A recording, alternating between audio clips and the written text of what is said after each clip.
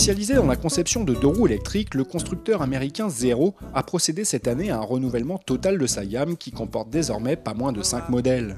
Parmi eux, la DS pour Dual Sport se positionne sur le segment des supermotards et témoigne des progrès incontestables réalisés par le constructeur depuis le lancement de ses tout premiers modèles. La DS profite ainsi d'évolutions techniques majeures à l'image de sa nouvelle transmission finale par courroie qui remplace avantageusement la chaîne des anciens modèles jugée trop bruyante. Le look et la finition sont également en net progrès, comme en témoignent les lignes plus angulaires et l'habillage épuré qui laisse désormais apparent le magnifique cadre en aluminium ou le pack de batterie retravaillé pour gagner en autonomie. Les commandes au guidon sont désormais standardisées, tandis que le bloc compteur accueille un indicateur de charge plus précis et un gros compteur à aiguille. On retiendra enfin la présence de nouvelles jantes anodisées et d'un imposant disque de frein avant pour un style résolument sportif. Fidèle à son moteur électrique implanté en position centrale qui lui garantit une équivalence aux deux roues thermiques de 125 cm3, le supermotard américain est accessible avec un simple permis auto.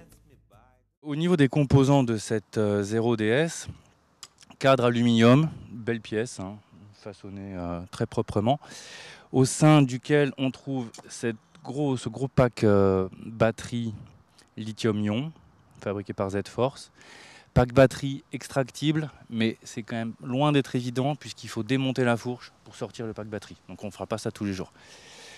On recharge tout ça en faisant un branchement ici, ça se recharge en 4 heures. Il y a un chargeur optionnel qui est proposé pour ramener le temps de charge à 100% à environ 2h30. Le moteur se trouve ici, refroidi par ce tuyau qui n'est pas forcément très bien intégré là pour le coup. Un petit ventilateur ici se déclenche en cas de besoin. Et bien entendu, on n'a pas d'embrayage puisque la transmission de ce moteur électrique est entièrement automatique. Ça développe 4 kWh, ce qui permet des performances vraiment intéressantes. Accélération progressive, mais bonne reprise et vitesse maxi d'environ 100 chronos. Au niveau de l'autonomie, bon là c'est un peu plus décevant puisqu'on nous annonçait 70 km d'autonomie. Or là on vient de faire environ 40 km et on s'est retrouvé en réserve. Donc bon, petite déception au niveau de l'autonomie, bien que bon 40 km soit quand même pas mal. Il faut dire qu'on a roulé un peu fort également. Donc 70 c'est envisageable à condition de rouler vraiment doux sur les gaz. Donc cette Zero DS électrique c'est un trail routier, tout est bien intégré.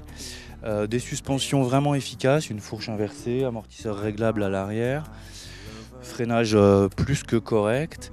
En revanche, ce qui est un petit peu surprenant, c'est l'ergonomie. Bon, déjà la machine est relativement haute, je mesure 1m83, je touche pas les pieds à plat par terre, mais bon, c'est un trail, on lui en veut pas. En revanche, cette position de conduite avec un guidon assez bas et assez rapproché du bassin, ça, il faut s'y faire un petit peu avant d'apprivoiser le comportement. Comportement plutôt sain, c'est pas une sportive. Mais on peut s'amuser après avoir pris un peu ses marques sur une partie cycle, somme toute, bien conçue.